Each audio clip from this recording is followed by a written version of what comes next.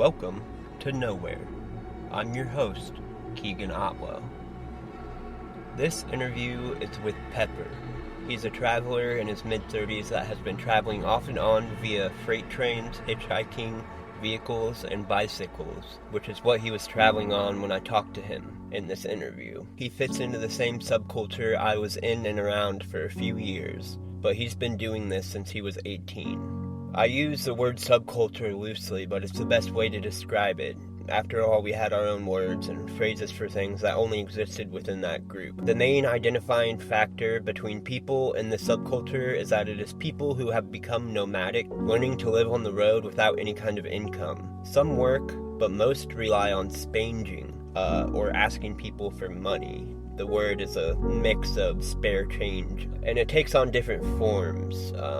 For example, Pepper uses an instrument to busk as he travels. He has like a baritone ukulele and harmonica and sings. When I was talking to him, he had just like a sign on his bike trailer that kind of said what he was doing, biking to Noah, and it had like his Cash App and stuff on it, so people could just, everywhere he went, if people saw that, they knew he was traveling. But yeah, that's like the identifying factor. It's like not really having money at all and traveling.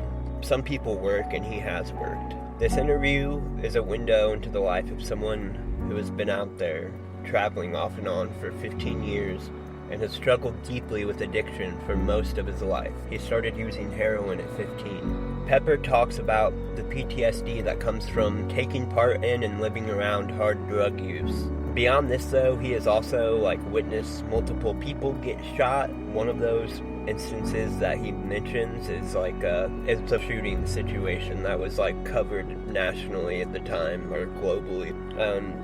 He speaks with brutal honesty about even just a series of events that just happened within the last few months before I interviewed him while he was working in Alaska on different fishing vessels. And one thing Pepper has struggled with a lot is using benzodiazepines. So you'll hear him talk about entire sections of time over a series of days in which he was blacked out and has no memory. Benzos are notoriously dangerous because of blackout, just kind of famous for wiping your memory. The problem and kind of difference between them and alcohol, the people around you, you will be functioning and going through life. So he'll talk about periods of time where he's working or supposed to be working that he doesn't remember, and that's why. Another quick note, you'll hear him talk about subs and the Sublocade shot. That medication is buprenorphine in the form of the Sublocade's a subcutaneous injection that dissipates in your system for a month. I mean, it stays in your system for much longer, but have been on the same medication, and it's a synthetic opioid made for opiate addicts to help with withdrawals, and to also just it just makes you feel kind of normal if you're a heavy opiate addict. But it's also an opiate blocker, and that's why you'll hear him talk about using fentanyl and how he thinks it didn't kill him because of the Sublocade that was still in his system, and that's why, because some of that dose would be blocked by the buprenorphine. Okay, you also hear the phrase "hit me in the jug" when he's talking about someone he saw on the street, which is he's talking about someone who was asking him to try to help him inject in his jugular vein on his neck, which is something that I've unfortunately seen. And then we both will use the phrasing "getting puddled" later on, which refers to being given a huge dose of LSD, sometimes in a malicious context. And yeah, I think that's all the drug references. Anywho, so we sat and talked atop a small hill enclosed by trees that served as his temporary camp on the edge of town. It reminded me of the countless days I spent on the road, kind of how you always find a little tucked away camping spot to hang out and just end up talking with whoever you had around you. That's what we did. This interview it's more conversational, but it also gets to some points and aspects of traveling, of addiction, and of trauma. Leading into that, I just want to end this intro by saying that, one of the main reasons why there's such a huge stigma with addiction is that it is a disease that's seemingly perpetuated by personal choices. So it's a mind fuck when you are an addict, and it's a mind fuck to the people around you, your loved ones, and anyone around you. You know, it's a compulsion to use drugs, and it can feel like you don't even have control over your own actions, you know, and Pepper kind of talks about that feeling a little bit. So I just want to say, he's been like very upfront about kind of fucking up over the past few months. He's just very, very honest in this interview. So I'd ask anyone to like hold on to any judgments you might have. Yeah, I mean, yeah, we just talk about addiction a lot, and he has not had it easy. It might give like the non-addicts some insights and also some shocks. Yeah, we're both addicts, and it might seem weird at like what points we laugh at shit, but you know, what they say, you can laugh or you can cry. Yeah, I'll just end it by saying, like, unfortunately, knowing you're an addict is not enough to stop you from being one. And sometimes, the best you can do is try to run away from that part of yourself. Alright, so with that, we'll jump into this first interview here. It's broken up into, like, a pretty short first interview, and then we, like, jumped right back into a longer interview.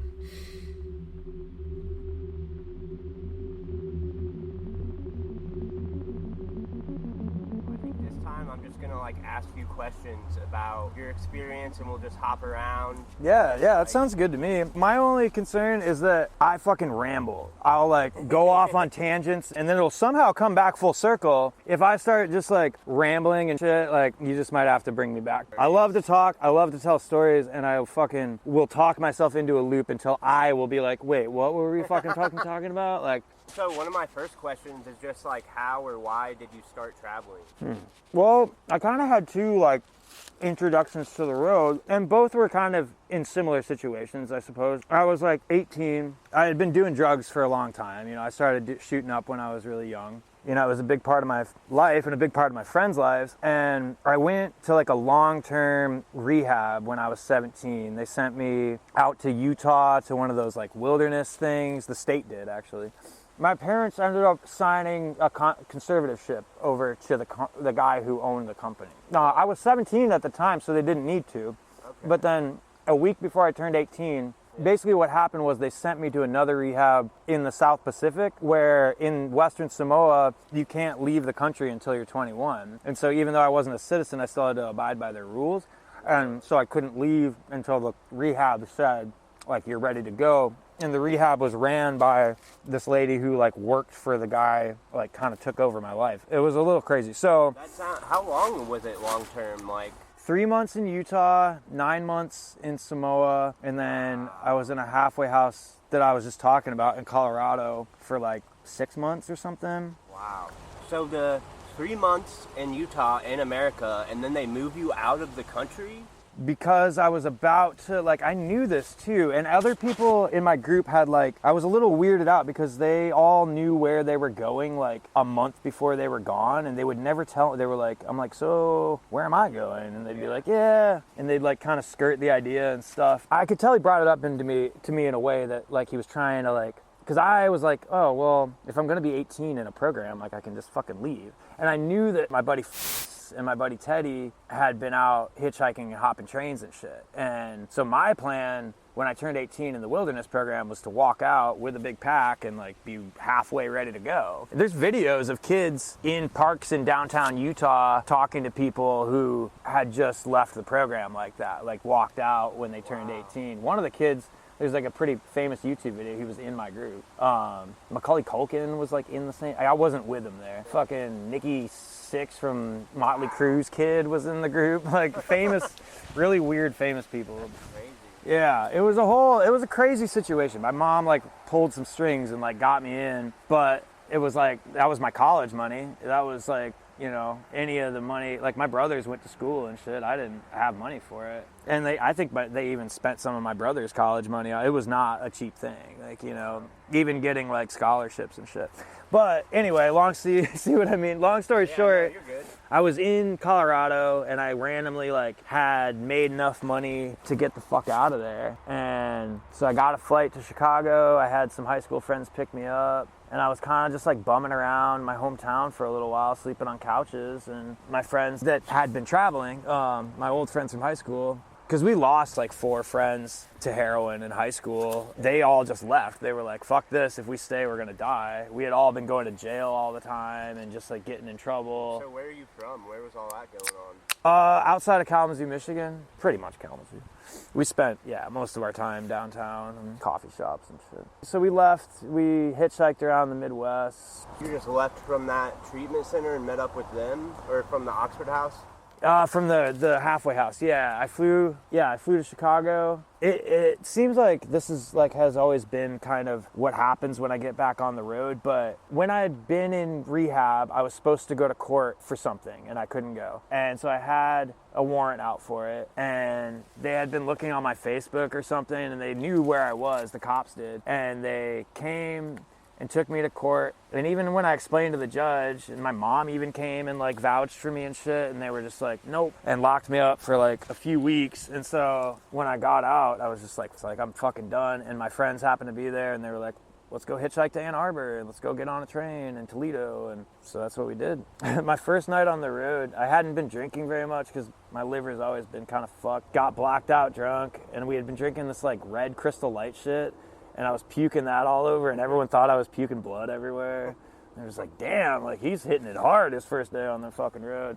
We went down to Bloomington. We went to like places that I had always wanted to go to. Bloomington, like being like the folk punk capital of the country, especially at the time, was like a big deal to me to go to Bloomington. Not Bloomington, Illinois, but Indiana. Right. So going there was like a huge thing. But they all were drinking, and I couldn't drink without getting really sick. Luckily, I mean, eventually I got over that. I ended up hitching back home, and I took off again for like another little couple-month trip out like to Rock Island, like this area kind of. Just ended up running back home again. It was just like so it kind of started like a cycle a little bit? A little bit, yeah. I mean, and my parents were still willing to like let me come back at this point in time too. And like, or answer the call and be like, okay, a $30 Greyhound from Chicago. What led, like I came back, I went to jail again. Jail has always been this thing where I come back out and it's like I have to like immediately, jail, rehab, anything like that. And that's why I'm doing this right now. It's because of not jail, but I went to a detox rehab thing and got out. They booted me out. Alaska's like addiction and recovery care kind of shit just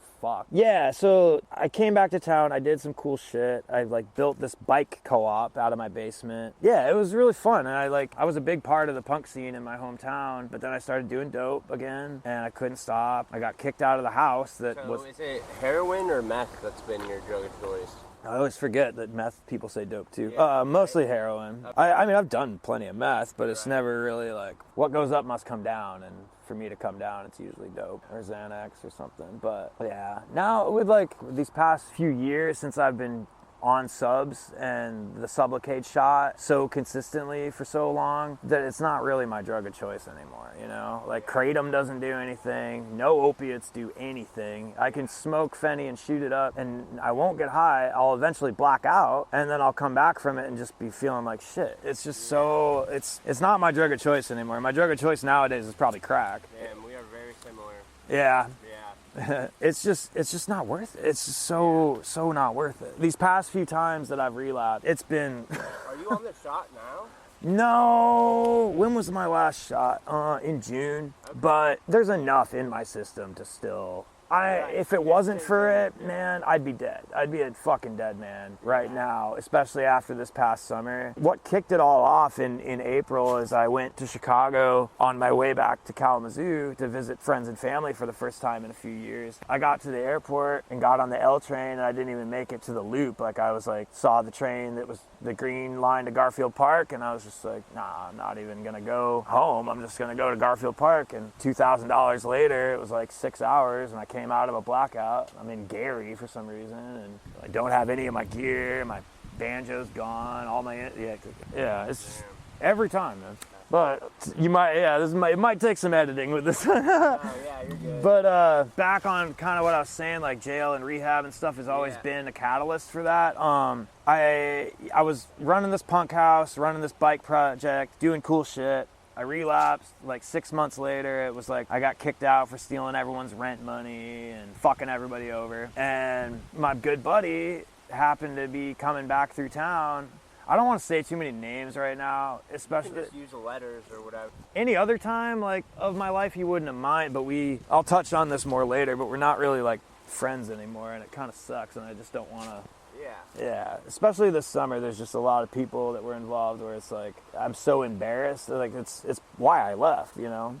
My buddy came back to town, and I was sleeping on people's porches and shit, and it was just like, all right, like, time to leave again, and that was when I really, like, hit the road for real. This is back to when you, like, started traveling? Yeah, I had done a little bit of traveling when I was, like, 19. This was, like, maybe, like, I think I was, like... a couple months here and there? Yeah, like, down to Bloomington and back, or out over to Rock Island and Davenport, and, like, just Midwest, like, hopped a train kind of thing, and, I liked it, but I didn't at the same time, and I had always kind of had this, I didn't really like traveling kids. Like, there was some that came through Kalamazoo, and they always sucked, and I just, like, didn't like them, and part of me was just like, I don't want to fucking do that. Like, I don't want to be that guy. What was your opinion of them? I have kind of a similar, Well, this one kid, he came to town, and he wanted to go spange outside this bar, but he didn't want to carry all this shit with him, which makes sense. I get it. Like, leave most of your stuff, bring your pack, so you still have your spange item. But like an idiot, he tied his puppy and his 2-year-old dog to his empty pack and went inside to have a beer with somebody, and they ran into traffic and got hit. Oh my God. And his puppy died, and his I hope he doesn't. He might hear this.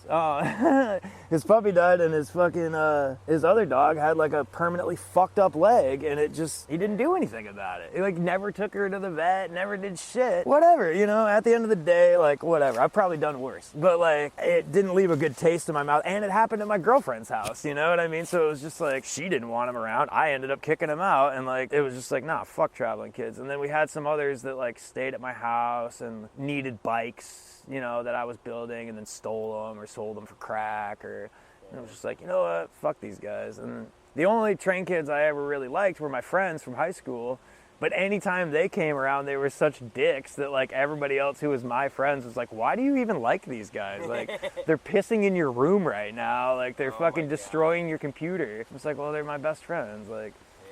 But yeah, so yeah, I had to kind of suck it up, and because nobody else in Kalamazoo, just like right now, nobody else like in the town that I was living in Alaska wants to hear the boy who cried relapse again. Like they're just fucking over it. They want to help, they want to be there to help, but there's only so much you can fucking do. Like. So is traveling for you like a way to kind of get away from using drugs in a way? Definitely, hugely, yeah. Always. If I'm in a place and I'm strung out, I will death march it until I sleep. And I usually don't really sleep. I have like really bad insomnia. I think it's from years of drinking myself to sleep on the road. Because no matter what I do, they'll give me Ambien and fucking all the... Oh, really? Dude, even Ambien and Lunesta, Seroquel doesn't do fucking anything. Wow. And that's the other problem, too, is if they give me Seroquel and olanzapine and all those peens and then the fucking Lunesta and shit, I'll just eat handfuls of them. And, and the thing about doing that with Seroquel is it, like, doesn't feel good. It, like, makes you feel like shit. It makes you feel like you're kicking dope. I don't know why I do it, but... Yeah, nothing makes me sleep. It's just that's been a thing for a long time. Even on this trip, like my first few days, like I couldn't believe it. I was like, I'm biking like 65 fucking miles a day, and I'm just laying here all night long, like exhausted. It's the booze, man. I drank until my body was just like, fuck this. And it's kind of what got me off the road. I was so sick. I was in New England with my buddy, and we'd get off trains, and I'd just like plop my gear and just lay down. Just like, okay, like you go spange and do stuff. I'm just gonna fucking be here. Eventually, like this girl that I sort of knew, and she sort of knew some of my friends, was just like, come to my house, like go to the doctor. And I ended up like living at her house for 6 months and going to the hospital and the doctor like every fucking day, all the time, sometimes for like a week nonstop. Like, I had hep C, I had pancreatitis, That wasn't Margot, was it? No, but there was some stuff that happened during that point in time that I'm still pretty like ashamed of. Mostly with Seroquel and drugs and shit. Like, I hadn't been drinking. We met in NOLA, and the first night we met, I was drinking my ass off, and like, I woke up the next day, and she had just bought this new mattress. For some reason, the mattress cover got pulled off of it, and I was just sleeping on the mattress, and when I got up, it looked like the fucking, like, Shroud of Turin. Like this, like, like, dirt stain that I had left from just sweating on her mattress all night long. She was just like, dude, if you want to like travel with me, that's cool, but you can't be drinking like that because your like body obviously can't fucking handle it. Yeah. I don't know. We had hung out. It was like the start. Like we left NOLA, and like 2 days later, we were somewhere, and it was like coronavirus. Like we didn't even know what corona was or COVID was. Yeah. And we ended up back in Cleveland at her house for a while. Yeah, it was my birthday, and I bought a shitload of White Claws. I was like, let's get drunk. It had been like 3 months. I can do it. And I got so sick that I ended up in the hospital for like a month after that the next day. And then in the hospital, they gave me a bunch of benzos and Seroquel and stuff like that. And so when I got out, I was just like, I don't know. I don't remember anything. I blacked out for like a month and woke up on my friend's couch in Kalamazoo. And I was like, what's going on? She's like, oh, you've been here for like a week and a half. I thought I was like in Cleveland. I might go take a peek at my bike real quick, just to see, and maybe I'll move it over there just so I can see it. You know what I mean? Is that cool? All right, and that's the end of that first interview. He just kind of ran off to go check his bike real quick, and then, you know, we're coming back. So jumping into the second interview here now, like no time has really passed, and yeah, I'll let you guys get right back into it.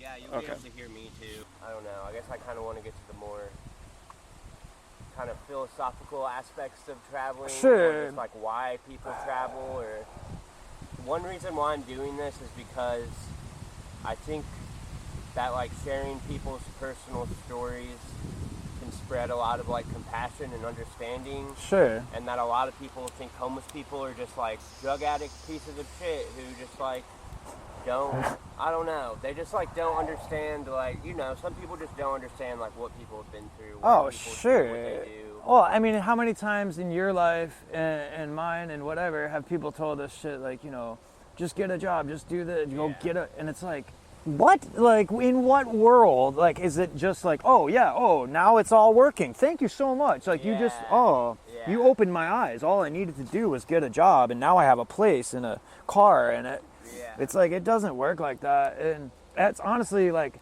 something I've been telling friends of mine, and I mean it when I tell like Rue that I was just hanging out with, because I know she's been through a lot in the past couple years. Like Rue and Lucy? Yeah. I love her. She's awesome. Yeah, Rue's amazing. Like my good friend Nate Brown. Do you know Nate Brown? Yeah. He's like one of my besties. He's awesome. Yeah, he needs to get the fuck out of the Lower East Side, man. He's been in New York for like 6 months, dude. He's fucking up bad.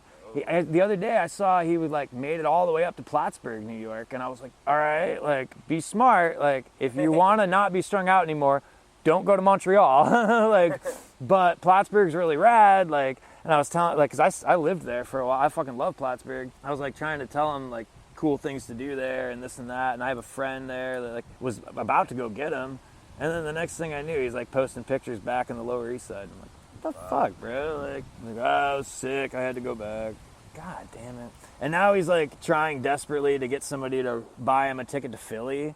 He's like trying to get a bus ticket to Philly. Like, I'm like, bro, like that's not a good idea. Yeah. Like, you get on that Chinatown bus, stay on all the way to fucking Jacksonville, bro. Like, don't go to fucking Philly. Don't go to Baltimore either. Don't go to DC. Don't go to Richmond even. Fuck it.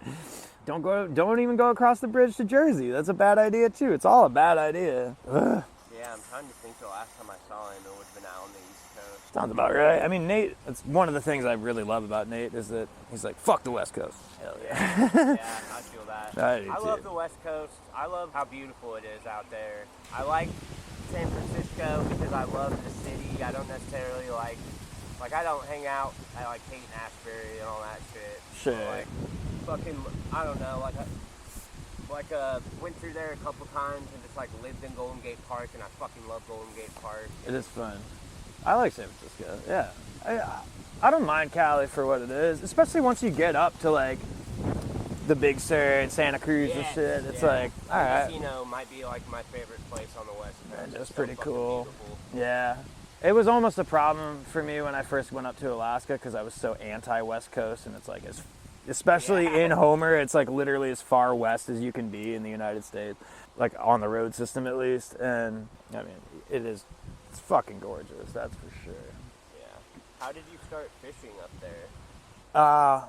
My good buddy, who took me on the road the first couple times when I was like 18 and 22, my good buddy F, had been up there fishing for a few years. And I remember when he first started going up there fishing, he kept telling me like, dude, you got to get up here. You got to come up here and do it. And I'd always be like, dude, like there's no way. Like I'm never going to have the money to get up there. I never have an ID. Like it's just never going to work. But then I was settled down in Vermont and New York, up in Plattsburgh, working on health stuff and working on getting clean and sober and shit. And I paid my friend rent for like a few months with this one check that I got that was pretty big. And then with taxes and my last check, I was just like fucking going. Bought a flight. I mean, flights from Chicago to Anchorage are like $170. They're really not that much. It's really not. I mean, if you go from Seattle, shit.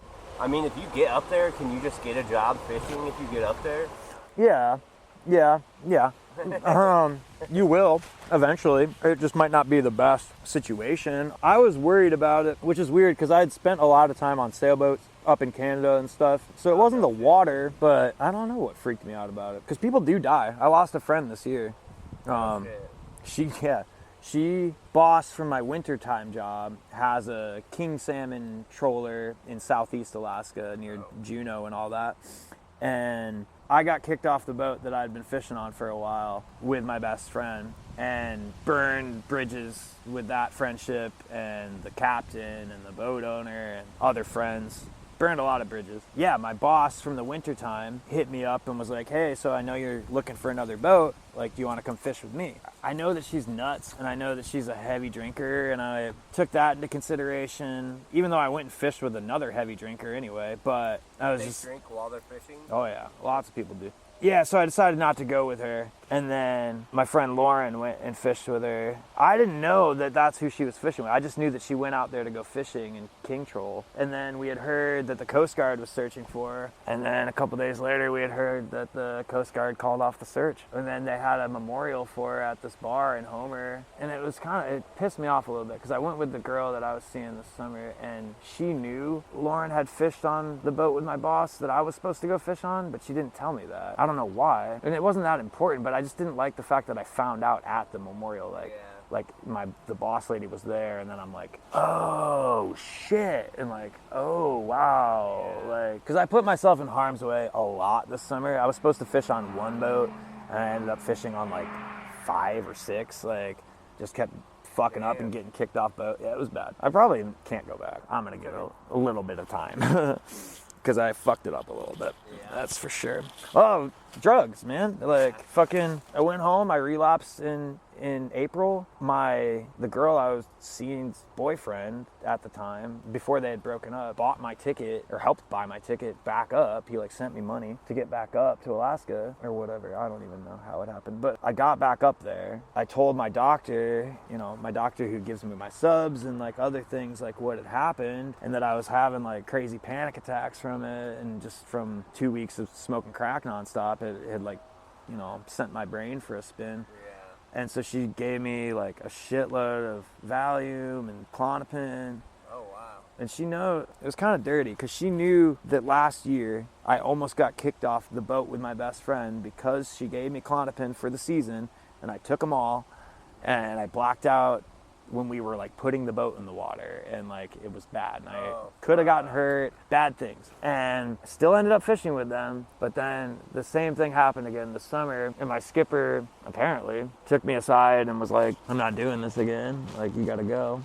There's these known fentanyl users. They live like on the other side of the bay, but their Homer is still the town, and they had a boat and needed somebody, and I hit them up and we did some talking, and a everyone in town apparently told me not to go fish with him, told me that I'd be fucked up and that I'd start using, and I came out of the blackout like 2 weeks later over in this millionaire community. Every other house is like millions and millions of dollars, and their house is just like a fucking shooting gallery. We had like done their halibut quota like and shit. I don't remember any of that. Like, it's dangerous shit. Alcohol or benzos or both? Benzos and fentanyl, yeah. Fuck, man. That's crazy. Yeah, I don't remember any of it. And then the girl I was seeing basically had to like come rescue my ass, like, because I don't know, I was on the phone with one of my other friends the night before, and she was suspecting that I was like doing way too much. And then the next morning she called the boat owners and stuff and the captain, and we're like, hey, like, I need to talk to Pepper, like, I need to make sure he's okay. It took them like 20 minutes to wake me up. They were like pouring buckets of water on me, and like, goddamn, and I couldn't wake up. So they like got me out of there. And then my friend, like, I was super sick and delirious and delusional, and my friend just like gave me like a elephant's worth of K, and it knocked me out for like a week. I couldn't piss. I was like trying so hard to piss. I had to piss so bad, and I couldn't fucking piss. It was the most excruciating. I couldn't see. I kept telling all my friends that I couldn't fucking see them. I would like be it was the last time I've seen a few of these friends, just like looking them in the face like, I can't fucking see your face, like freaking out. So I snapped back from that, and by this point I had lost 40 pounds. And I'm already skinny. And there's just lots of stuff about the summer that I don't fucking remember. And I started a relationship with like somebody I really, really care about, one of my really, really good friends, pretty shortly after she had just gotten out of a really long-term relationship with another one of my best friends. Like, not best friends, but good friends. It didn't make things that awkward between us, but it definitely made things awkward between me and her now. And I'm just too embarrassed to like even breach anything about it. And I think it's gone, like, the last couple times I've tried to, she just told me I was like being a toxic piece of shit even if I wasn't like trying to, you know. And it was just like, all right, well, fuck, like, I don't know. And that's why I left, basically, not because of like things with me and her, but just because of all the relapses and everything else. I just kind of felt like nobody wants to deal with it anymore. It's sad, it sucks. It's like I went to a detox, I got out, and that's usually what happens is I decide something like as I'm walking out the door. Yeah. It's never, and I've never had like, even if they discharge me and I've done the whole program and everything else, there's always like, hey, I don't know if you should be doing this. Or I'm always like leaving and not doing what they say. Like, yeah. They're like, hey, we want you to go do this halfway house and this and that. And I'm like, I'm going to go hop a train to fucking Oregon and trim and go smoke a bunch of weed and do DMT to fix this. And they're like, okay. Or like, I'm like, my girlfriend's gonna fly us down to Mexico and we're gonna go do ayahuasca at these temazcals and then that'll fix it. Or like ibogaine, or like, I've tried a lot of shit to like, really? Yeah, everything. And from ayahuasca, DMT ceremonies, all the temazcal shit you can do in Mexico and Colombia, ibogaine. Wow. Yeah. To try to get a handle on your addiction shit? Mm-hmm.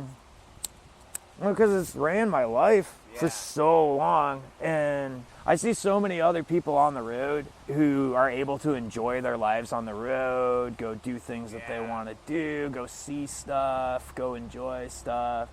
And even like this bike trip right now, it's like fun and I get to go see stuff. But you could, I'm sure you could gauge from the first few conversations, like the important things to me every day during this trip are making sure I have fucking weed.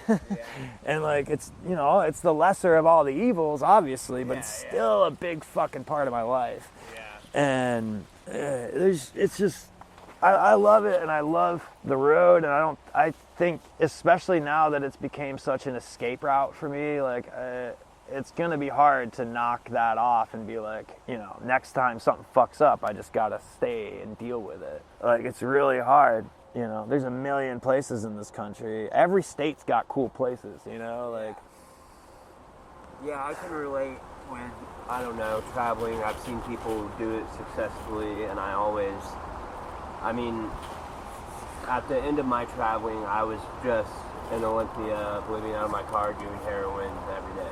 And like, that was after, I mean, me and my best friend Grant spent most of that time traveling together, and then he overdosed and died, and then I was just like, didn't care about anything at all. Yeah. But even when he was around, though, my addiction was like, It was like the beginning of my traveling. It was like something I did here and there, and it just slowly fucking took over my like reasons for everything I was doing. Oh yeah, it just becomes. I mean, when I put the crack pipe to my lips, man, I might as well take everything off my body that's worth anything and just give it to whoever's got more, because that's pretty much what's gonna happen. Yeah. And then I'll start doing things that are worse than that, you know? Like, it's like, right now in Alaska, I had like a Wells Fargo account and a couple credit union accounts up there for like fishing stuff and all my jobs. And I don't even remember doing it, but I like sold my bank information to like young, like 16-year-old dope boys who can't get credit cards or Cash Apps or Venmos, and now they have it and they're like using my card. Whoa. Fuck, dude. Damn, like definitely committed bank fraud a couple times this summer too. Like, man. Yeah. These fucking. I might have to edit that part out. No, I fucking committed check fraud when I was like 18. The first moment I moved to Colorado to get into this halfway house, like me, like everybody else, when they had those ATMs that you could just deposit checks into, I was like, oh shit, like $12,000. It's not gonna be a big deal. I like did that to my bank account, like every friend of mine's bank accounts. Yeah. So in one way, like traveling keeps you away from your addiction. Yeah. I mean, do you find yourself, whenever you're staying in one place for long enough, do you always find yourself relapsing eventually? Yeah, no, yes and no. I do think that I'm not like much of a believer in like fate, more coincidence. Yeah. But I do notice that the world sometimes throws coincidences at me when I'm trying to fuck up. There was a while there where I was convinced like the world just isn't gonna let me get high, and even if I try or even if I get dope, it just doesn't work. And it's either like it takes forever to find a vein, and I normally can't. Like when I was in Vermont doing my hep C and pancreatitis stuff, there was this kid on the city bus one day that was nodding out, and I was like, ooh, I got some money, and he robbed me. And then I tried to hit him up again, and he robbed me again. Then I met some other guy and I bought like a bundle off of him. I was so pumped, and I was like burning a hole in my pocket until I got back to the house I was staying at. And then I like poured a couple of the packs out onto the table, and there was like nothing in them, or cigarette ash or dirt or something. And I was just like, okay. Vermont's kind of like, that's a totally different side note, but Vermont has surrounded its homeless population with so much Suboxone in recent years. There was a documentary that came out the other day by one of those guys that walks around Kensington and shit like that. And he was walking around Burlington, Vermont, because that's where he's from. And he was talking, he was like, wow, like, this is turning into a mini Kensington over here. Like, no, it is not, first off. Second off, like Vermont and Maine, even though Maine's a little bit closer in proximity to Boston, like drugs take longer to get up to those places. Yeah. And like, I wasn't able to find anything in Maine. Yeah, it's weird. Like you can be in fishing towns in Maine where they get real fucking heroin still. Yeah. And shit like that, or like Lobster, Jonesport and shit like that. You know, people are fucking strung out on like actual gray heroin and brown heroin. But my theory about what's happening in Vermont right now is the same thing that's happening in Anchorage right now. Is fentanyl's been around forever in those areas. Now what's hitting those areas is fucking trank. People just don't realize it. Like, I don't know, because I've been fucked up and strung out in Vermont so many times, and I was like, if there's a bunch of people, and I know the park that this guy was referring to in the video and stuff, and the church and shit, and I was like, dude, if there's people over there like nodding out and like doing the shuffle and shit, it's not because of fucking fentanyl, it's because of fucking trank. Where did I go where it was weird like that? Well, it was also people were smoking like spice or whatever. Portland, Maine is huge for that. Really? Yeah. I mean, I remember doing it when I was like in high school and was getting drug tested by my parents, and you could buy it at like corner stores. Like incense shops and shit. Yeah, and it came in like these weird little packets, and you'd buy a gram of it and smoke it, and it'd just be like the craziest fucking shit ever. It makes your body feel like you're on like ether or something. Like you can feel all of your joints and like tendons, kind of. It was always crazy, and it seemed like... It's uncomfortable as fuck. Yeah. It's like salvia almost. Like, it does not feel good. It was never really pleasant. No. I actually smoked salvia on a grainer porch one time. Jesus. My friend, it was like 40X. That's bad, because that shit literally makes you, like, fall over. It was stupid. It was like the 40X shit, too. And I took a big hit, and he's like, you got to clear it. You got to do another. So I took, like, an even bigger hit. And as I did that, like, my vision started vibrating. And then I went to, like, space. And I had to have this, like, breathing machine thing. And then I lived this life, like, in space for, like, a while. Like, I had, like, a fucking family and, like, a wife and a dog. And, like, and then I came back. I was, like, really bummed out. And I was very confused. It was why everything was so loud. And I couldn't figure out how to breathe without my mask, my oxygen mask. I was like, huh? Like, how do you? And like, my friends are like, what is going on? Like, you've been laying there for like 2 minutes. I'm like, no, I've been laying there for like 36 years, dude. Like, it was so nuts. Fucking crazy. Yeah, that was my second train. Oh my God. Yeah, or third or something. But yeah, Denver to Amarillo. There was a picture of me and my buddies on the unit on that train, and it was, have you ever been on the Reddit Vagabond? It was the banner on that for the longest time. It was like me and my friends. Yeah, have you heard? I didn't realize till I was like on Squat the Planet. There's like, fuck, what's that guy's name? Devin Larson or some shit? I don't know. Who's that? It's like the weirdest shit ever. It's like this traveling kid who had, it's like this huge, like TikTok following, and seemed to me he was super mentally ill, somehow got a huge fan base that just like enjoyed watching him be mentally ill, and was also like, there's like people had created like a wiki for him online, like his fans, and it seemed Daniel Larson. Larson? It's like this whole weird fucked up story where he's had like different managers, and it seemed like a bunch of people were just taking advantage of him, but also he was like apparently kind of like a pedophile too. It's not Huck? No. The guy who started the Vagabond? Because he's got a whole crazy fucking thing too. I saw that train with the salvia was Huck's. And that train, like the banner was me, Huck, and F. Oh shit. No, yeah. I've read about him too, but no, this was like, you know, it's fucking, if I can find it, it's really, really, really funny. There's this story, they came to interview, GQ magazine came to, me and F had went up to go see Huck in Coos Bay, and he's like, GQ magazine is coming to interview us tonight. And we're like, what? And if I can find it, it's really funny. My buddy, like, purposefully puked on the writer to like get him to leave.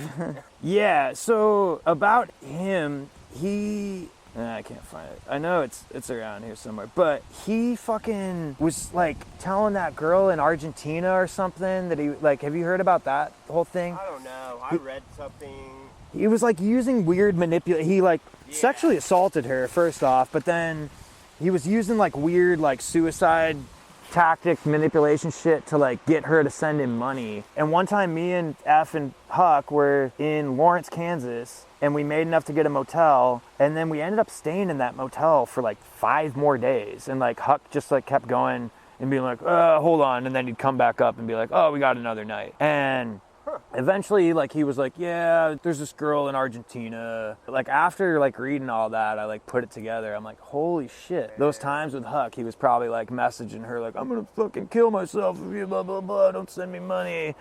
Yeah, don't get me wrong. I started a GoFundMe to try and get this removed and shit, and got like money for it. And luckily, some guy paid for a bunch of sessions up front, so I don't have to like look as bad about it. And he like will pay for more. But like that money, like, yeah.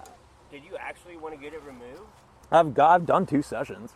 It wasn't for a long time. I kept saying that I blocked out. I don't really remember this happening, and I don't really remember wanting it. I just remember I don't even remember this, but apparently I made a joke after getting this. Or you might as well just fucking give me an upside down cross in the center of my forehead now. And then they just did it, which is fine. But I just don't like it. It doesn't look like how it's supposed to. So it's just not my favorite. Have you ever gone through like Texas with it or anything? No, I don't. The amount of people who say that they're going to pray for me, people still make a point to say things about Jesus to me all the time and be like, so when did you find Jesus? I'm like, maybe they don't see it's an upside down cross. Maybe not. It's like, you know. They just think you're super religious. I guess, yeah. It's like, just like all those rappers.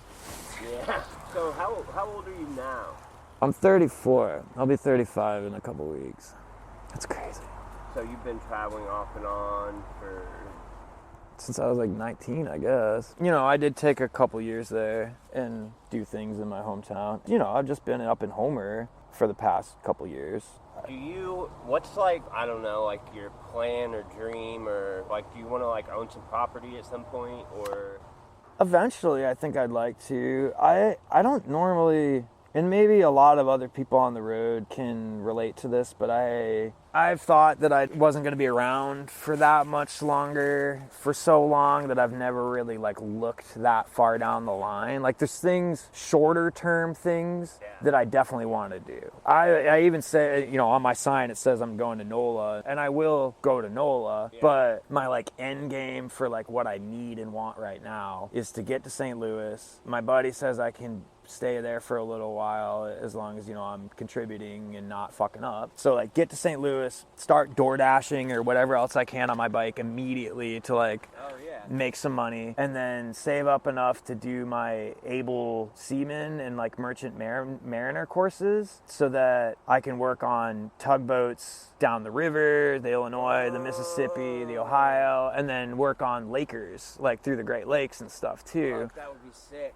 Yeah, and the thing about merchant mariner certs, especially able seaman, is that you need 180 days of deck time. So like I will go back to Alaska and fish, you know what I mean? Like, because when we fish in Kodiak, for example, we fish from the last week of May till like mid-September, so it's like 100 and some odd days. Like it'd be a good chunk of my able seaman taking her right out, and my captain out there is really smart and really knows what she's doing. And just being the only female captain in Kodiak. Kodiak's kind of, as far as Alaska fishing goes, it's like you'll fish in the Sound and people will be like, oh, that's chill, and you fish in Kodiak and people are like, oh, hell yeah, like get used to the weather, like, you know, be ready for the waves and shit, because it's like... is that when you get like the 40-foot fucking...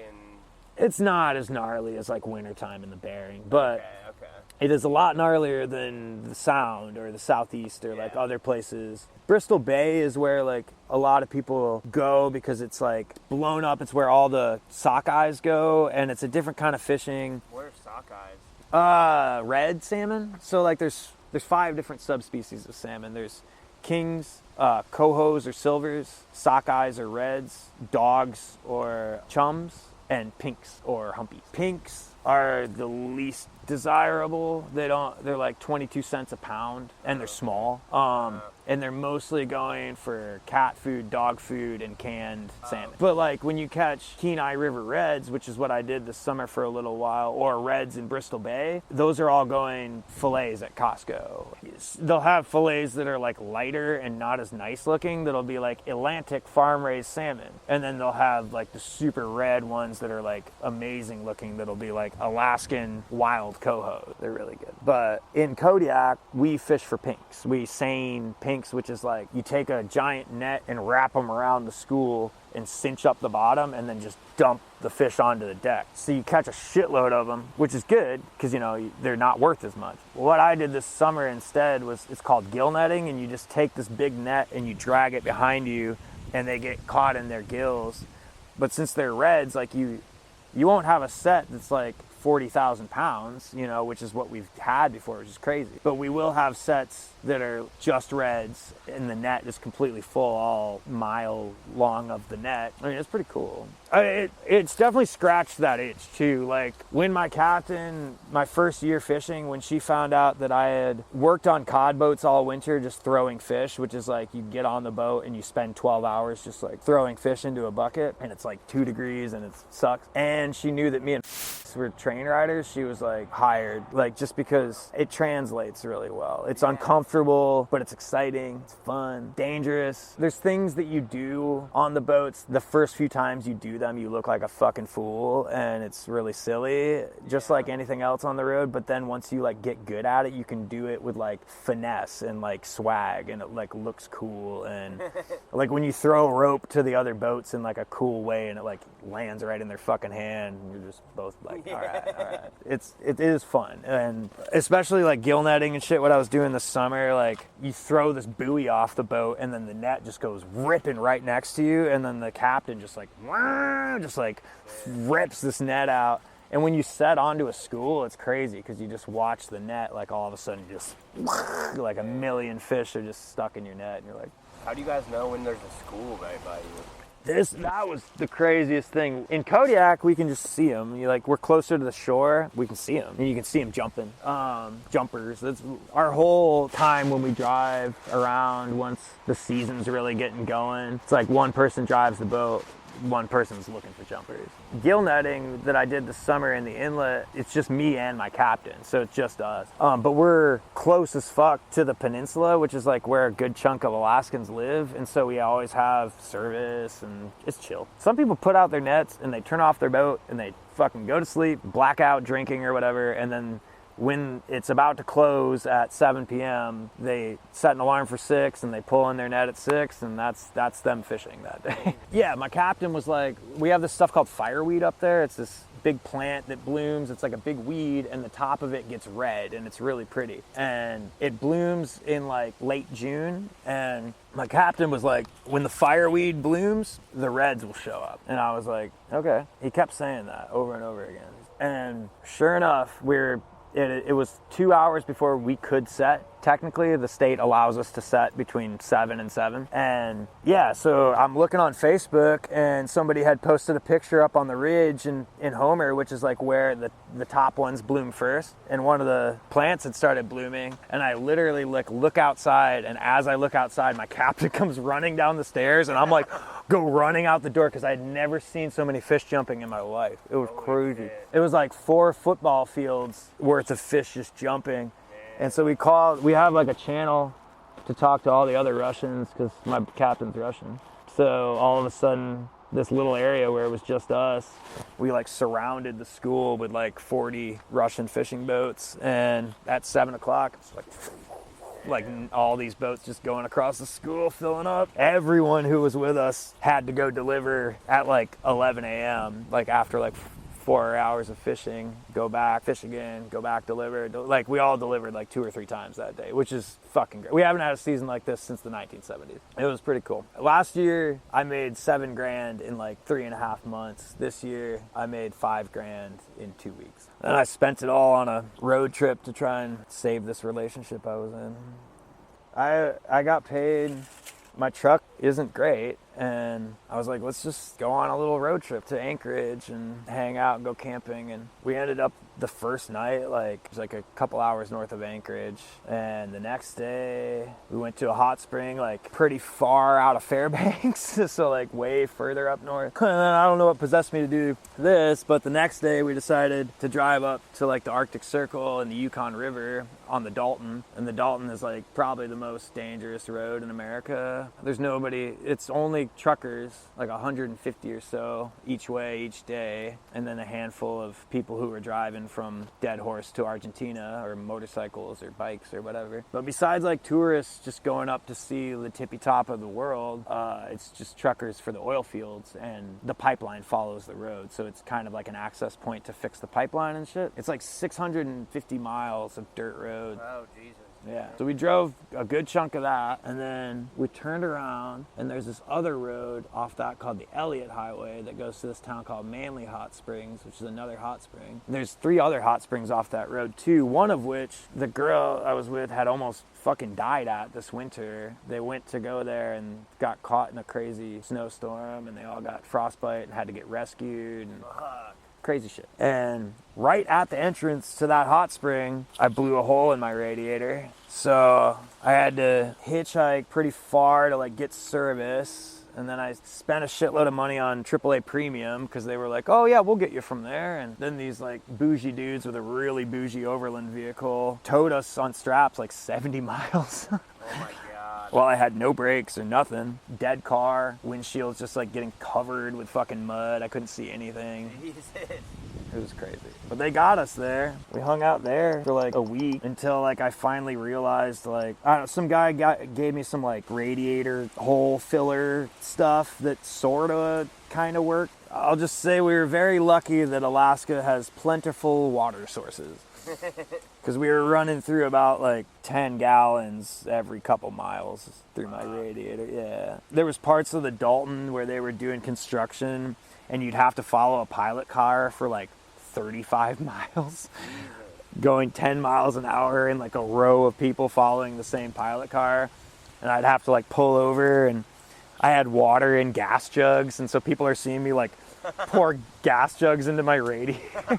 We somehow made it. Oh my God. And then I've never worked on a car before in my life. I've never even changed my oil. I bought a radiator and a new thermostat and a bunch of hoses and tools, and we went to this bar in Fairbanks where my friend works, and I just posted up there and fucking somehow fixed my truck. By the time and this is, you know, it touches definitely back on addiction and stuff, but by the time we drove back to Homer, it was just a stressful drive. I had told her the whole trip, like, anytime you want to go home, just say the word and we'll just turn around and go. And, you know, she had kind of said a few days after things were getting fucked with the car, you know, I kind of do want to go home, and her dog wanted to go home and stuff. Yeah, so we finally like made it almost all the way home. We stopped and saw one of her friends, and I had like $100 left in my bank account, and I spent the last 80 of it on like a pack of smokes and then 2 cases of Whippets. And and then my friend we went to see gave me a bunch of K too, and we like got back to Homer, and I ended up like doing a bunch of K and Whippets, and it like sent me into this big spin. Oh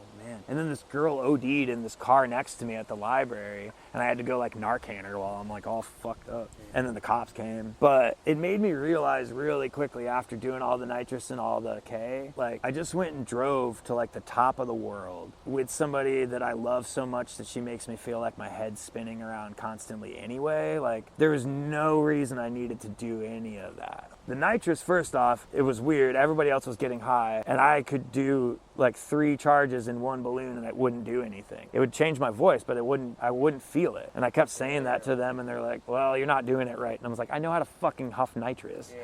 Like, and then the K, yeah, it just gave me a really bad headache. I couldn't see very well, and it made me feel like my head was just like spinning in circles. I don't know why I've always had this weird affinity with the north and like going up as far north as I possibly can, but it's something I've done for a long time now. Like in Canada, me and my ex hopped this train up to like Labrador City, then like took a bush plane to this like little Innu village.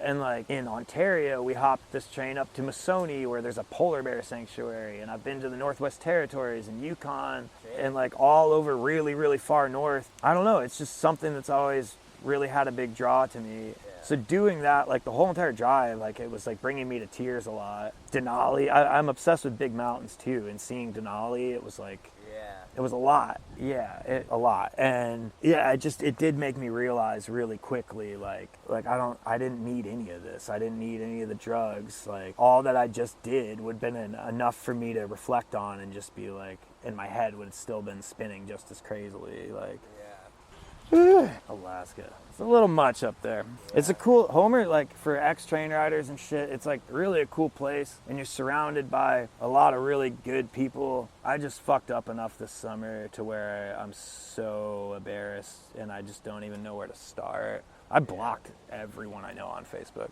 from Homer. Like everyone I know from Alaska, like I'm not friends with on Facebook or Instagram anymore. Like it's really childish and silly. I don't even remember doing it. I can relate a little bit. This fucking Oxford house that I'm going back to is like the Oxford house I relapsed at. And they just saw me like it was not good. It was like I'd been doing Kratom for a while, which was whatever.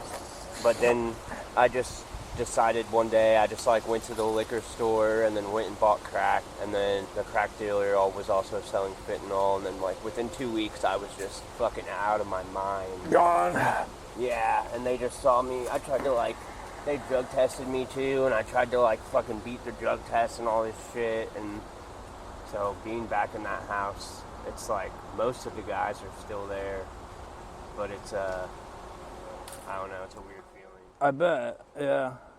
Which, I mean, they've been nice about it and stuff. Sure. It's still tough, though. Yeah, it is tough. I mean, it's your own, I mean, those are your demons, you know what I mean? And it's like, I'm sure thinking about it takes you back. And like, there's some people who have been out here and maybe they haven't been down to those places, but pretty much everyone I know who's been on the road who has some form of addiction has some PTSD from it. You know what I mean? Like, there's some shit you see out here, regardless of if you put yourself in that situation or not. You could be clean. You could be somebody who's never even touched drugs, and you're gonna see stuff out here that has to do with drugs that's gonna stick in your mind probably for the rest of your life. You know what I mean? And like, it's weird. It didn't even affect me at the time, but there's this spot in Garfield Park where me and Rue have both fucked up a lot of times together and separately and whatever else, but there's this like electrical box there in this shit pond, and I can just see it so vividly, and I think about it and I can hear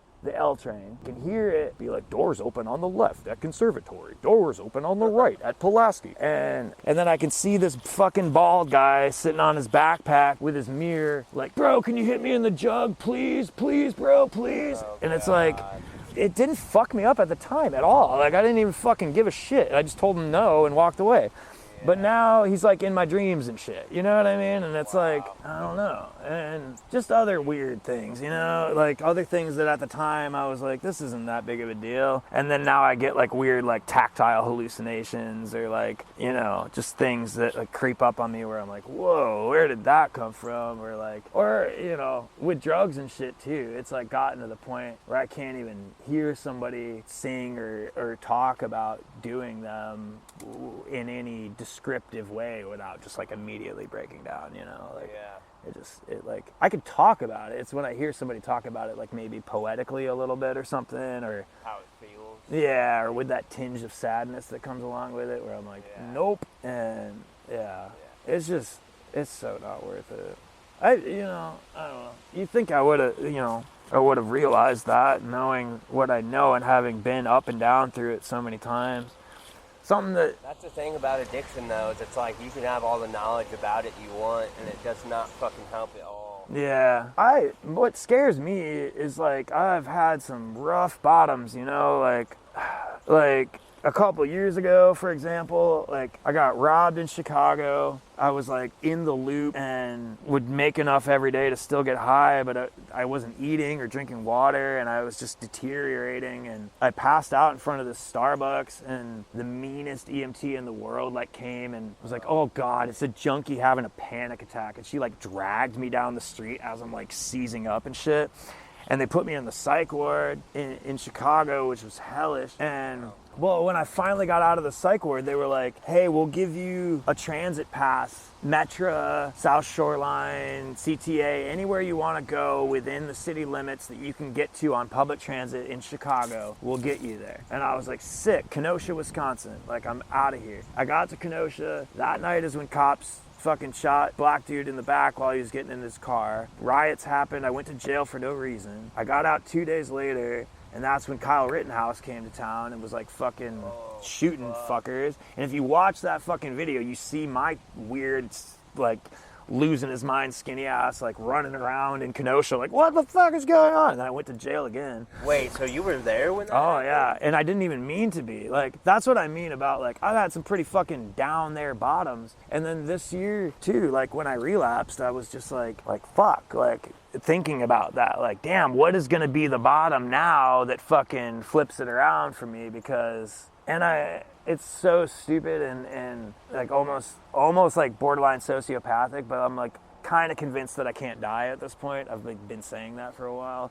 Or I'll tell the people will be like, don't go fuck up, man, you might die. And I'm like, that's not how I'm supposed to die. Like, blah, blah, blah. And it's so cocky and arrogant and stupid, but I'm like still sort of, like, I sort of believe it. Like, I sort of believe that right now, like, someone gave me $100, I went downtown and got a fat shot. Like, I don't know. Like, I don't think it would do it. It's really stupid. Yeah, that's crazy, man. So you were in Kenosha when in the same area when the shooting happened? I was right there, yeah. I was right there when he shot the dude with the skateboard. I was like right fucking there. Yeah. I mean, that's a whole nother level of like... That affected me pretty deeply. That's like beyond drugs, PTSD type shit. Man. Yeah. I've seen people get shot plenty of times. It's been like a recurring theme in my life. I don't really know why, but my good friend got shot in the head right next to me and my buddy. He lived. It was just, we always made fun of him for it. Wow. Like, damn, B-Duts, you're so thick-skulled, some fucking gangster can come shoot you in the fucking forehead and he still don't make a difference. He refused to go to the hospital. He was like spanging people outside this coffee shop later on that day with like blood like pouring out like all over his face. Just like, hey man, can I have a dog? I don't know how he's still alive, man. He's one of my oldest friends. He's like my brother, basically. We look very similar, so we've been telling people our whole lives that we're brothers. One time, one of our mutual family friends had died. There was all these old pictures on this table, and there was this guy who looked exactly like a combination of me and my friend. And we're like, who the fuck is this guy? Like, it was like, whoa, and like looked just like me and my buddy. And so we took it to both of our moms, like, so who's this guy, huh? Like, come on, both of you, like, come on. But yeah, he's been my buddy for so long, and he's fucking up so bad. He's looking at like a 10-year sentence right now, selling to an undercover, buying stolen guns, just all this crazy shit. Yeah, I don't know. I've just surrounded myself with craziness my whole life, and drugs and, everything that comes along with it. But it seems to me too that like even with my friends that have like been down some dark places before, they're like, damn, Pepper, like that's nuts. Like, but that's what I mean. That's what scares me, is that my bottoms have been getting worse. Like this summer and these relapses this year, like I don't have all of my high school friends anymore. I can't think of any of them. My two best friends from high school I was staying with in Kalamazoo, by the time I left, they sent me like the meanest message I've ever received in my life. And my oldest friend basically was just like, no. And then, I was begging F, and my other friend, my other old road dog, she lives in Michigan. She came to town with her like dying dog, who's like used to be like my best friend, this dog. And I was so fucked up that I barely even like said hi to the dog, 14-year-old dog that I love, and barely like hi, barely even pet it, and then basically just like put the crack pipe in her fucking mouth too. Like, I'm a fucking piece of shit, man. It was bad. She asked, like she was like, hey, could I do it, Just like my other friend this summer in Homer too. Same thing fucking happened. I got back to Homer and I was waiting on a bag of shit to come down from Anchorage all fucking night at this bar with my friends who were like, buying me drinks just to be like, hey man, we'll get you through the night. No more of that shit. And then sure enough, this car pulls up and I just like dip out. But my friend, who was kind of watching the situation, like followed me, and cause I'm like, I don't know where I'm going to go do this. And he's like, oh, just come use my car. And then he's like, yo, can I do a hit? Fuck, like I gave him one, but then like a few minutes later, I'm just like, God damn, like you've been clean for like 4 fucking years, like, the fuck, man, like, yeah, that's why I might not be going back anytime soon. I don't know. It's all right, but yeah. I'll tell you what though, man, a lot of people on Reddit who follow my story. So when this episode comes out, you probably will get a shitload of listeners just from, like, cause I'll definitely share it on there. And Vagabond can be like a pretty cool sub, especially now that Huck isn't in charge. Like, he doesn't have anything to do with that. I'm pretty sure. I guess. Yeah. Well, he started a 501c3 for the bus thing that he was doing, and I don't think it's a thing anymore, but for a while there was like a crew, everyone who was left over when he got the boot, who was like, oh, we're just gonna still do this without him, like, fuck him, which is pretty cool. Ugh. What's the bus thing? I don't know how he made this happen. I mean, I'll be the first to attest to, like, I've had some pretty crazy random things happen because of Reddit and like knowing people from Reddit and stuff. So I think that's probably, my assumption is that's why he got the bus, but they got a free bus in Oregon. Oh, this was right before the GQ story. He started a volunteer program called the Vagabus, where they would go to random towns and volunteer on projects and like help out with like Habitat for Humanity, building houses, or run soup kitchens, or things, just kind of like freelance volunteer work. But he touched girls on that bus while they were sleeping. Yeah, lots of stuff on that bus where it was like used his position of power. Dude, those are the worst, when people who fucking hide behind, like, there's so many people, predators, who hide in like communities that, I don't know, like Rainbow in general. Yeah, exactly, like exactly. It's like, it's disgusting. Yeah.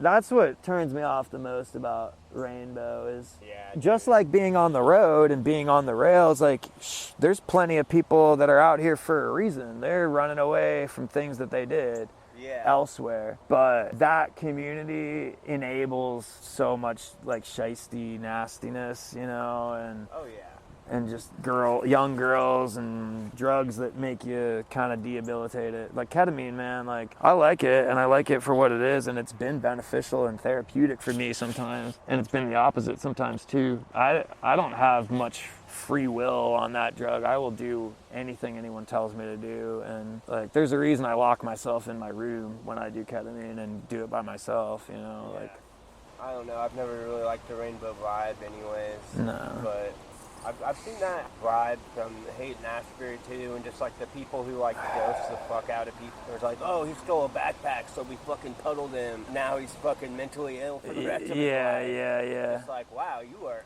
absolute piece of shit. Dude, there was one time, it sent me into a nervous breakdown, and there was people, some of my friends that I'm about to go see, who were like, hey, something happened when you got puddled the other day and something's not right now. And I just was like, people just kept giving me more acid instead of like, it was so bad. Like, I like ended up in NOLA, and I would like, people were like, what's your deal? Like, you seem fried. And I'm like, yeah, well, somebody puddled me, and then this and that. And they're like, oh, well, here's more acid. And then like, it made me lose my fucking mind, man. I was at this Rainbow gathering in Arizona, and The Love Gathering? Yeah. That's the only one I went to. When did you go? 2018.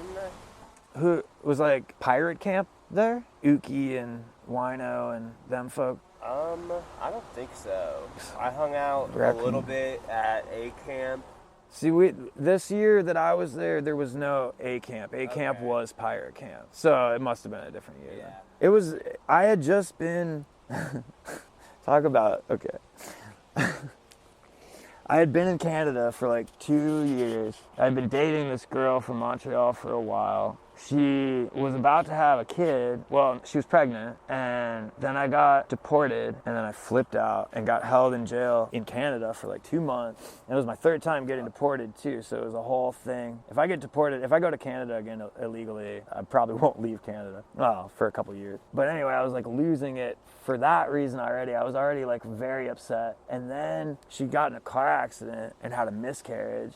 Oh my God. Yeah, and that like sent me over the fucking edge in my own way. And it was just crazy because we had a very intense relationship together for a couple years. and the government just like ripped it apart, you know? Like, she came to visit for a little while when I got out of jail in the States, but she couldn't stay for very long, and then she had to go back, and that was it. And it was like really heartbreaking and a lot for me. And then, yeah, I don't know, I ended up at this rainbow gathering, and people just kept puddling me, and like it just fried me. Like I started talking with like a French Canadian accent and like saying French Canadian phrases all the time. And by the time I got to NOLA, I was just speaking in like a weird gibberish in like a sort of French accent and like not even saying words. Oh my God. And my friend who's like in Holy Locust, who's like from my hometown, I chained myself somewhere on Frenchman. I kept losing everything, so I chained my backpack to myself and then chained myself to this wall. Because I would go run down one way down the street after my backpack, and it would turn into the other end of the street. And then I would turn around and go the other way, and then it would turn to where I just was. And it was super confusing, and I was super lost. And every which way I would go, I couldn't leave Frenchman. And so it was super confusing. That sounds like a nightmare, honestly. Very nightmarish. And then my friend Kate came up to me, who I have known since before I started traveling. She plays cello in Holy Locust. I love Holy Locust. Yeah, they're sick. Yeah, the fiddle player Noah, me and him throw halibut in Alaska. It's really fun. Is he the one with the burns? Mm-hmm. Okay. He picked me up in New Hampshire one time because he thought I was my friend F, which is just ironic, you know, it's just my best friend. And then I had this busted ass banjo, and he traded me my banjo for his really nice banjo. And then I ended up in Portland, Maine, and I blacked out, and I went to jail. And the cops, I was like, my stuff's right there, and they're like taking me away from it. And then I got out of jail the next morning, and my banjo was in 2 pieces in this dumpster where I was busking. Fuck, no, thanks, no. And then I went down the way, and my friends gave me this banjo that was Ruse. And I threw it under Margot's van one time. That would be a good podcast, and just go through the 27 instruments I've had in my time on the road. Just follow each instrument. 14 baritone ukuleles and 12 tenor banjos later. God. So when you were down in NOLA after you got puddled, you were just out of it. I've heard of people who like get puddled, and then like literally this one dude literally just like wandered around for a year and just like was just like not mentally there. Oh yeah, I have friends that like in my hometown who used to walk around all winter barefoot and stuff, and he was one of my favorite people, but he was totally puddled and has schizophrenia too, which I have schizophrenia. And when I got diagnosed, first off, I've been diagnosed with things that, like in the DSM-5 or 6 or whatever it is now, under the first thing it says under schizophrenia, cannot co-occurring with bipolar disorder. And bipolar was like one of my first diagnoses. So it's like, because I told this to a doctor the other day, the psychiatrist, and he was like, so what are your diagnoses? And I was like, polar 2 and schizophrenia, schizoaffective. And he's like, hold on. And I was like, I'm not saying that I have both those things. I'm saying I've been diagnosed with both those things. I don't even know if I'm schizophrenic, you know, or if it's drug related, PTSD related kind of stuff, you know, and like weird, there's a word for it, but persisting psychosis?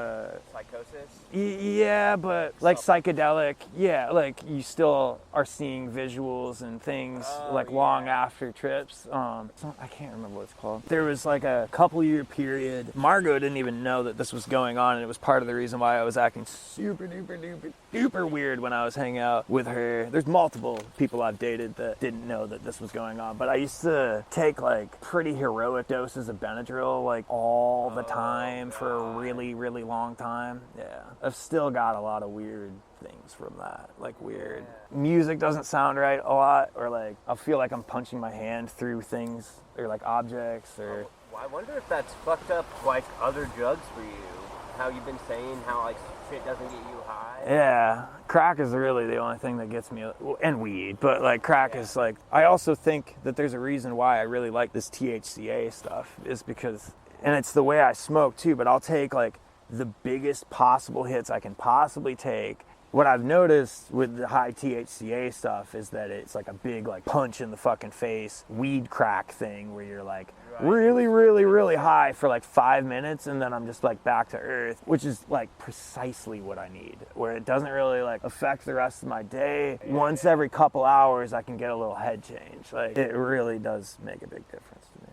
I hope even on a Monday that I could make a few bucks downtown busking, because I really don't feel like flying right now. I'd much rather just sit around and busk. Yeah, I would try. You could probably post up by the post office across the street from Dumb Records. If there isn't, sometimes there's like a guy who just lays on the sidewalk there and just like yells. Wonderful. But you could find somewhere downtown to busk though. There's enough foot traffic, or like a bar or something. Yeah. Well, if you got shit to do too, don't worry about it. But I mean, yeah, but I could always meet up with you later though. Okay, that'd be cool. I do want to finish. I don't know if there's more things you wanted to touch on. For sure. Yeah, I just want to think for a second, because I've been enjoying this conversation. I think you're gonna have some cool stuff to dig out of this. Yeah, too. Yeah, if we meet back up too, we could both think about stuff. I mean, it's your life, you know. All this addiction stuff we're talking about obviously is super relevant. Sure. Well, that's what it all comes back to, man. Yeah. I'm not gonna lie. And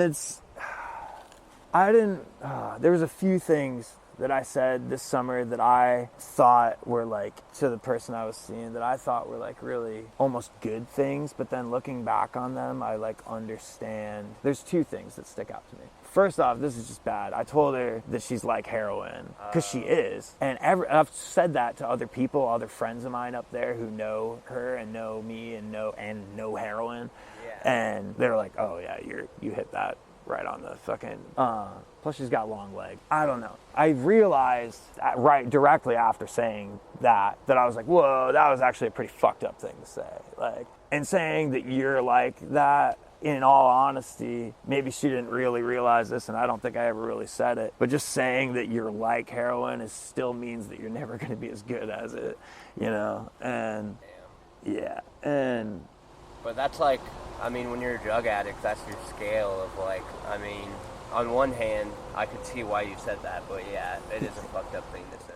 Yeah. Another thing that I realized too during that is, you know, she was encouraging me a lot throughout our relationship to work on these things that I need to work on, and because she knew that me being sober and being clean was super duper important, and that, you know, there wasn't much else I can do unless I'm doing that. And through knowing me and knowing my stories and my past, she knows that I can do cool shit when I'm not fucking up. One of the things I said to her during that time was like, I've got this mountain of things I need to work on. I've got a mountain of things I need to change about myself. If I might as well change myself into the dude of your dreams while I'm at it. Which I was like, oh, that's so cute. That's so, but it's like, at the end of the day, it's still pretty much saying like, I don't know, it's still not me focusing on what I need to focus on, which is fucking me, you know?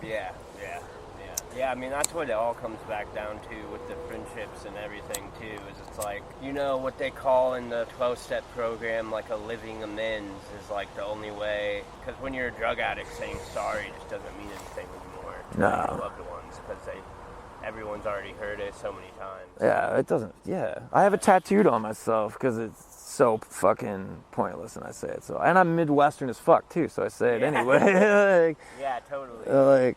But yeah, I mean, it's one of those things where it's like, yeah, you just have to just do it in a way, you know. Unless people start actually seeing the changes happen and seeing the work, then it doesn't really fucking matter. Yeah, I feel like the only time you can really do like a good amends is if you have like the ground to stand on of like coming back around and being like, okay, I've been sober or whatever for this long, or working on myself, and I don't know, I still, like, I'm in the 12-step program, and I still kind of feel weird about the 9th step and amends, because I feel like it's, part of me is like, isn't it kind of fucked up to go to someone and be like, hey, I'm in this program, so I'm saying sorry, so that I can fix myself more. So I can feel a little better about it at the end of the day. I don't know, I've never really... I know what you mean. But at the same time, though, it's like, I like what they say about the living amends, because that's just like...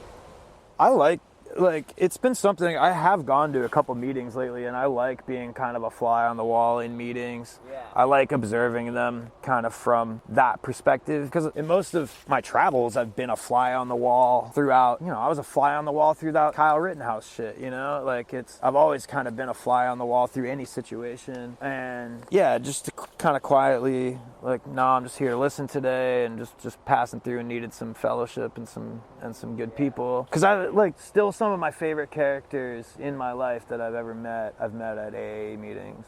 Yeah, there's some cool fucking people. There's this guy who like acted and talked like my favorite writer, basically, even though he didn't necessarily look exactly like him. Favorite writer? Probably nowadays somebody else, but Kurt Vonnegut at the time for sure. Oh god, dude. Yeah, I fucking love Kurt Vonnegut. And it was around that time, I think, too, that I had first read Slaughterhouse-Five. It was a good book. Actually, I read Slaughterhouse-Five in rehab. I had tried to run away, so they sent me to the old rehab that they had before they moved to this new location. So it was all like busted and shitty, and like didn't work. The plumbing didn't work. But the room that I was in had a bookshelf with like a shitload of books. And that day, I read a lot of fucking books. I read like 7 books that day. I read Slaughterhouse-Five, a T.S. Eliot book, a Faulkner book. I read a shitload of stuff. I read until I had never had such a bad migraine in my life, but I just still kept reading. And I stood up and this earthquake happened and it knocked me on my ass. Like an actual earthquake? Mm-hmm. It moved the whole world like a foot and a half, like that way. But yeah, if you want to meet back up. Yeah, I wouldn't mind. It's like 5 o'clock. But yeah, if you want to like do a couple more questions or something later or whatever. Yeah, for sure. Even get a clip of me playing some music or something. Yeah, that's a good idea.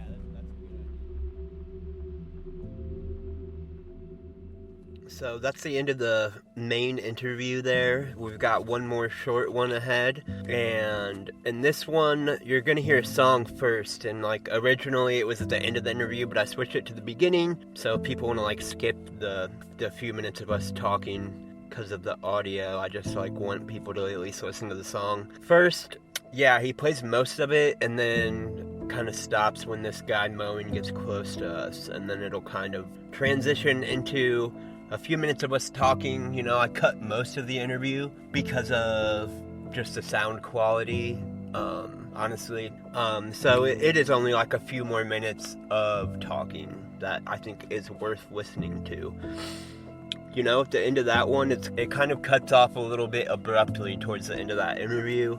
And we'll have some final notes after that. Yeah, I kind of already covered what I wanted to about the main interview and the intro, so we'll just keep going here, and I will let you guys get back to it. And yeah, here's that song. Word. Well, I'm gonna play a tune. Shit, I'm trying to think. I do.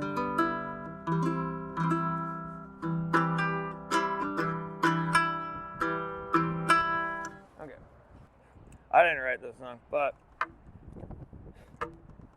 I like to imagine it's about my grandma, because it's about some lady named Ann, and that's my grandma's name, so I like to... I've told plenty of yuppies that I did write the song about my grandma. Not true.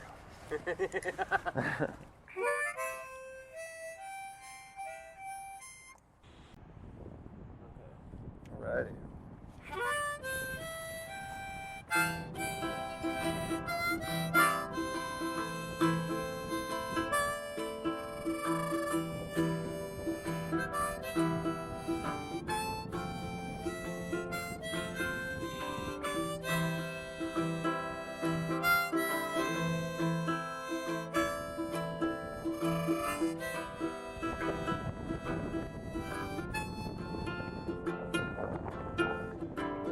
Let's die in some dim town. My brown eyes wave to weigh us down.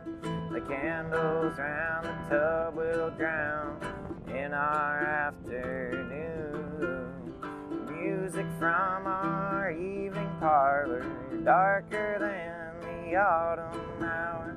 Gave my child $20 staring at our moon.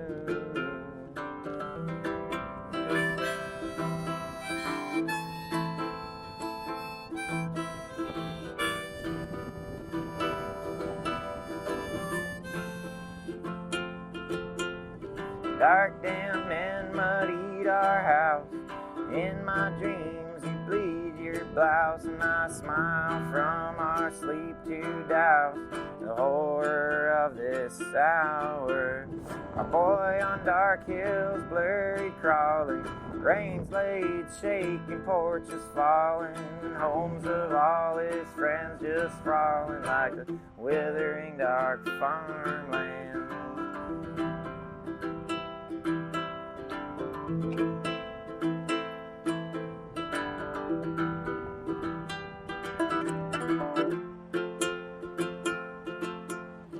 And I loved you from a boy, no other autumn could destroy the town our winds used to enjoy, the whispering dark farmlands. These tearing moons, these moons are tearing, swear and tear inside their daring. I fucking hate this guy.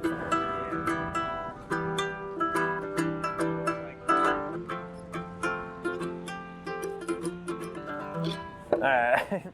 Well, it sounded good anyway. Yeah. I kind of like the real. We could talk about like your point of view of America from the road, and like Sure. actually going through cities and Yeah. actually being out there. Yeah. I don't know. This is more, especially since I'm back out here right now, like it's really poignant for me and it's really like fresh, but there is this kind of palpable tension in the air right now. And maybe it's because of election season. Maybe it's because inflation has just like really gotten, like bad. But I remember feeling this way at the height of COVID and being like, damn, like nobody will even look at me right now. And that kind of dives into like my take on how things are and where things are at for like the younger kids that are wanting to start out and wanting to go hop trains. Like it's almost imperative right now that you like do some sort of like sugar beets or like go up to Alaska and fish and work at a cannery or like have a seasonal job. Have something, because it's so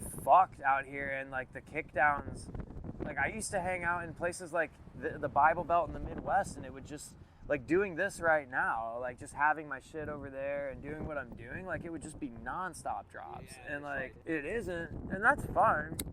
And I don't mean to like, I hope I don't sound like spoiled or like fucking bratty or I don't know, jaded, but I just feel bad for those kids because I do remember 10, 15 years ago like how it was, and it was better sometimes, it's been worse sometimes, and it'll get better again, I'm sure it will.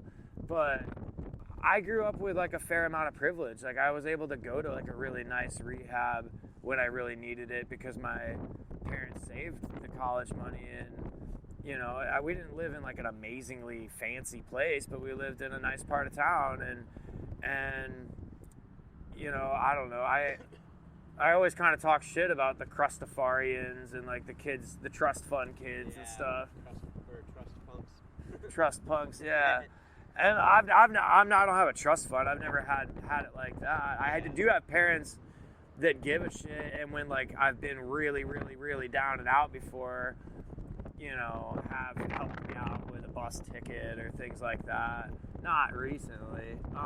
It's definitely changed my perspective on how things are, and I'm very realistic, and I have other friends that have experiences when they're working in retail or food service or things like that, freshly off the road, and there's people, denying homeless people using the bathroom or water. They just can't believe it, and then, or the people that they work with, or their bosses and managers, are shocked to find out that one of their employees had been homeless for years. Maybe people don't breach that shit with me because they can just tell more so or something. And we haven't even gone into some of that, but like back when I was super sick for booze shit, I'm glad I'm not down this road anymore, but I've probably been to the hospital in like every fucking state, and was focusing on getting clean again and focusing on what I needed to change for that. Is that I've been searching for this middle ground for the longest time, and I can't seem to find it. But like across the board in America, it's that way too. Like there's no middle ground. Homeless people, with pretty much 99% of them, have like intense mental health issues, you know, and it's sad. I mean, just the nature of being homeless. It's like if you didn't have mental health issues when you became homeless, you're going to. You're going to now, and that, you know, we talked about that a little bit before. Is like the PTSD thing, like always scary, and depending on where you're at, can be interesting to be out here during a like regime change. Yeah, I'm not looking forward to it. I really hope I make it to St. Louis by Election. Yeah. yeah. I'd rather be surrounded by people in the city and people of color than fucking like out in the boonies right now, like during. Yeah, dude. Because Trump might fucking win again, and even if he doesn't, it's really not gonna be good regardless. It's pretty fucked.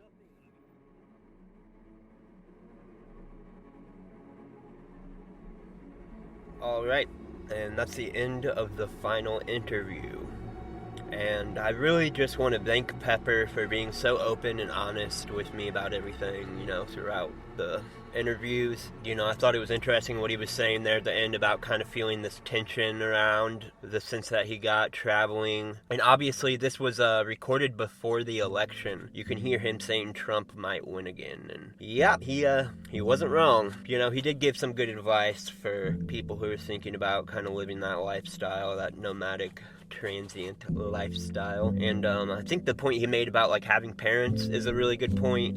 You know, I'm very similar to him. You know, I wasn't supported by my parents throughout all of my traveling, but if shit hit the fan, you know, they helped me out here and there. And you know, I had a lot of friends who were like foster kids, didn't have family, and they didn't have anything to fall back on or any opportunities really to try and take a break if things get hard. And I think that really contributes to just like the continuing progression of addiction with some people and eventual overdoses. And yeah, we talked there again at the end about mental health issues and homelessness, and you know, always going to be a relevant point, and there's so many different perspectives out there in different homeless communities. But for some people, you know, there's kind of this runaway mental health effect where someone might have started off fine, and then drug use and trauma just from being homeless just exponentially makes their mental health worse,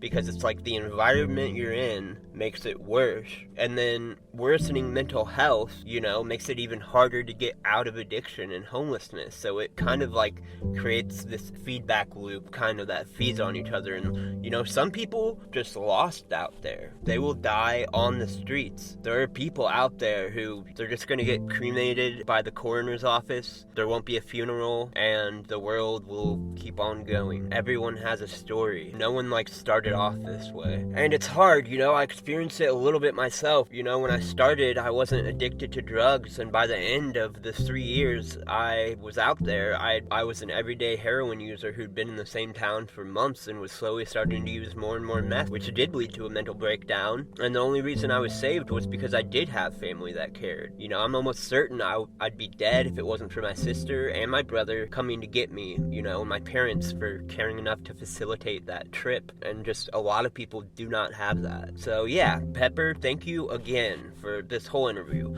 And thank you, listener. If you want to support the show, please just subscribe on your podcast app of choice. You know, give it a good rating and review, and share this with your friends. Word of mouth is really like the one main way I'm able to actually get this to more people. I feel like we talk about some pretty important stuff in these episodes, and you know, just any help with getting it to more listeners is appreciated. You know, I don't really put a timeline on when I get episodes out, just because I'm totally new at this audio stuff and I don't want to rush myself. But you know, you can expect episodes at the very least, I would say, once a month. I'm really working on being more regular than that, and I think I was able to get this out within like 2 weeks of the last one. So yeah, you can find updates and writing about my own experiences traveling and dealing with addiction on my Substack, Road Dogs. And yeah, just thank you for listening, and I'm gonna play us out with another version of Pepper's song that he played, that I just tweaked a little bit. And yeah, just thanks again, and more episodes soon.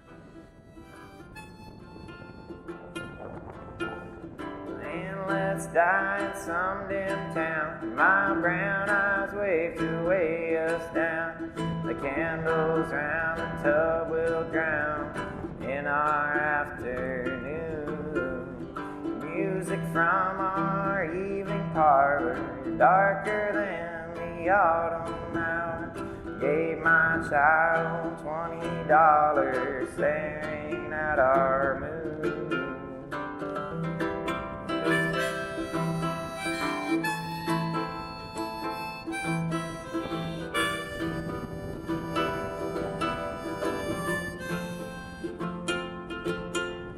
Dark, damp, and muddied our house.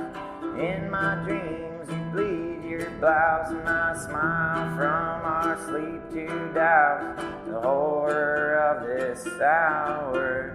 A boy on dark hills, blurry crawling, rain's laid shaking, porches falling, homes of all his friends just sprawling like the withering dark farmland.